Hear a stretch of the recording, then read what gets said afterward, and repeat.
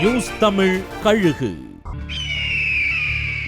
தாவேக தொகுதிகளில் களமிறங்கின உதயநிதியின் 14 பேர் படையால எதிர்பார்த்த முடிவுகள் வந்துட்டா அவங்களுக்கு திமுகவுல முக்கிய பொறுப்புகள் காத்திருக்கான்.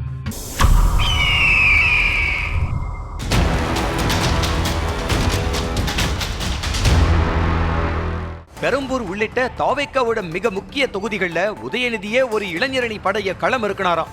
இந்த படையில 14 பேர் இருந்தாங்களாம்.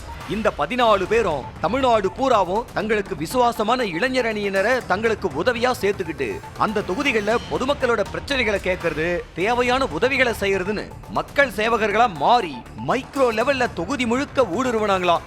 இவங்களோட தினசரி களப்பணிகளை உதயநிதியை நேரடியா கண்காணிச்சாராம். விஜயோட 2 தொகுதிகள்ல திமுக ஜெயிக்கிறது, மத்த தொகுதிகள்ல தாவேக்க பெரிய வாக்குகளை வாங்காம தடுக்கிறது தான் இந்த படையோட குறிக்கோளாம். தேர்தல் முடிவுகள்ல உதயநிதியோட பிளான் ஒர்க் அவுட் ஆகியிருந்தா தாவேக்க தொகுதிகள்ல களமிறக்கப்பட்ட திமுக இளைஞரணியினருக்கு அரசாங்கத்துல வாரியம் உட்பட பல பதவிகளும் கட்சிகளையும் முக்கியமான பொறுப்புகளும் கொடுக்க அறிவாலயம் தீர்மானிச்சிருக்கான்.